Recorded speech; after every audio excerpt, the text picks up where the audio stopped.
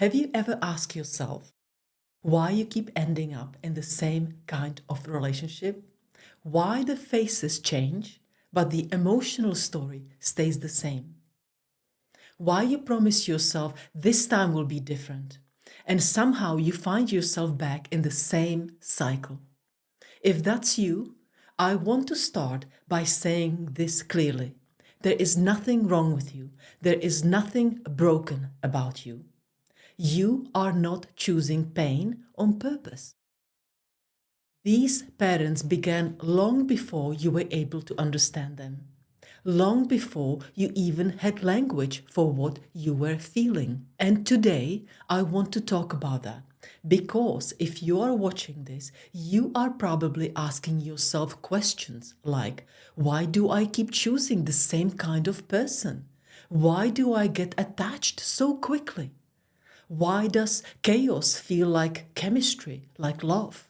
Why do stable people feel so boring?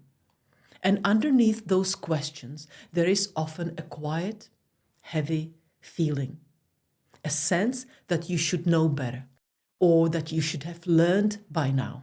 And I want to lift that weight off you because these patterns aren't reflections of your intelligence, your strength, or your worth. They come from early experiences, the ones that silently teach your nervous system what love is supposed to feel like. Let me share something personal here because honesty matters in this conversation. Like many people, I didn't grow up with a simple or emotionally predictable roadmap. I learned very early that connection came with complexity, that closeness wasn't automatic. It required managing the emotions around me, anticipating reactions, reading the room, adjusting and adapting myself to just keep the peace. Over time, I became incredibly skilled at understanding others and less skilled at noticing myself. I didn't understand the difference between emotional intensity and emotional safety. Intensity felt like connection. The ups and downs felt like depth. The uncertainty felt like chemistry. When someone was inconsistent in my life or unpredictable, I didn't pull back. I leaned in because that emotional rhythm was the one my nervous system had memorized in childhood. As if the person felt familiar, but it wasn't the person, it was the pattern, the emotional dance, the push and pull, the come close and go away dynamic that my body recognized long before my mind ever understood it. And that familiarity can feel like belonging, even when it's actually just reenactment. Even when I began studying psychology, even as I explored these patterns academically and supported others in understanding their own patterns, it still took time to recognize just how much my own nervous system was following an old script. A script I didn't consciously choose, but one that shaped quietly by the emotional atmosphere I grew up in. And that's one of the reasons why I'm so passionate about this work, because once you can finally see your script, you can begin to gently rewrite it. Recognizing these patterns in myself was the moment everything began to shift. Not instantly, but gradually, piece by piece. Once I could see the old emotional script, I could finally begin to update it. And I see the same thing happen in so many of the people I work with. That moment when clarity replaces shame and their entire emotional landscape suddenly starts to make sense. That beautiful feeling. It's the moment you realize you were never broken. You were shaped, you were conditioned. And what was shaped can be reshaped. Let's talk about why these patterns go so deep. In childhood, we learn two things long before we have any words to name them: what love is supposed to feel like, and who we need to become to receive it, to get our needs met. And these aren't the lessons taught through conversations. They are absorbed through the atmosphere, through the tone of a voice, through the steadiness or instability of a presence through warmth or through the absence of it, through moments of connection or moments of withdrawal, through predictability or unpredictability.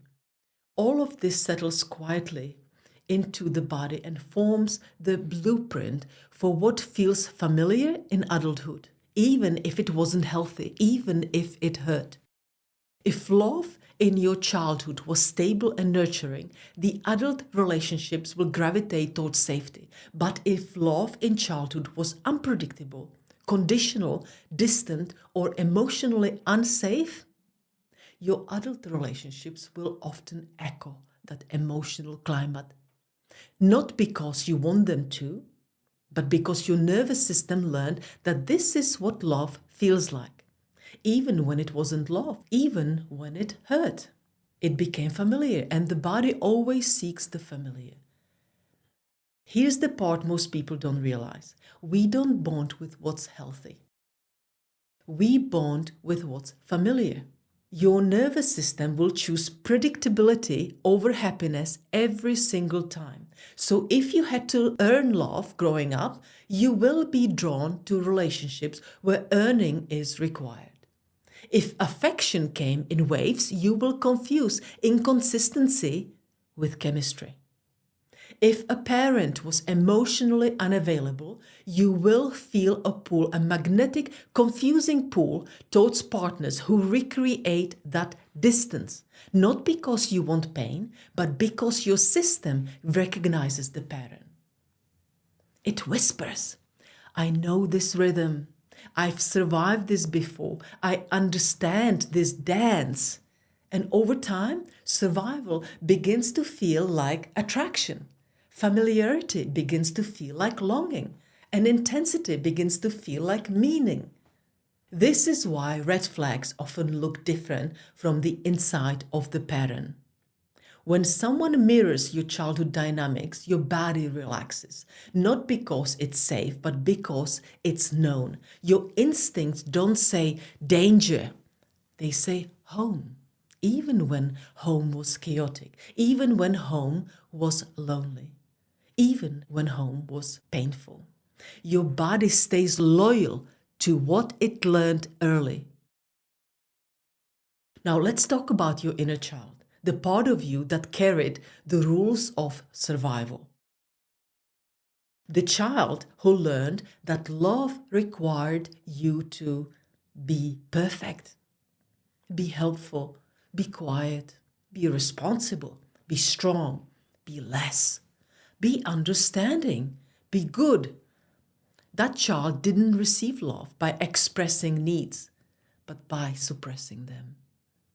So, in adulthood, you often find yourself drawn to partners who echo those early emotional patterns, not because you want to repeat pain, but because your nervous system recognizes what's familiar long before it recognizes what's healthy. And for many people, these dynamics, these familiar dynamics, can feel like chemistry, when in reality, they're echoes of an old emotional choreography your body learned a very long time ago. The inner child in you is not trying to recreate the pain, it's trying to complete the story, to finally be chosen, be seen, be held, finally be safe. But the painful truth is this: you are choosing the same emotional template and hoping for a different ending. But the ending can't change when the template stays the same. So what do? We begin by asking new questions.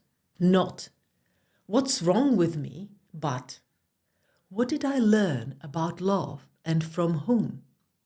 Not, why do I attract these people, but what feels familiar to my nervous system?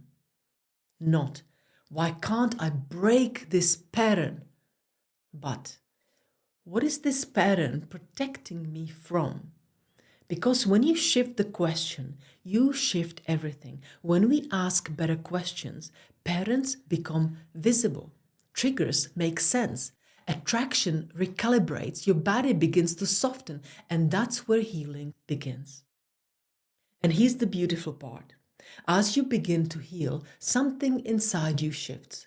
People who were once magnetic start to feel draining. People who once felt exciting start to feel unsafe. People who felt familiar begin to feel outdated, like an old chapter you no longer want to reread. And those who once seemed too stable, too kind, too consistent start to feel like peace. Your nervous system learns that calm is not boring. Calm is safety. And safety is what love was always meant to feel like. If this resonated with you, and if you want to understand why certain connections, especially with narcissistic or emotionally unavailable partners, feel so intense, so magnetic, so familiar, my next video goes deeper. It's called Why the Narcissist Feels So Familiar, the childhood pattern you don't see. Okay, I'll see you in that next video. And thank you for watching. And please subscribe. Thank you.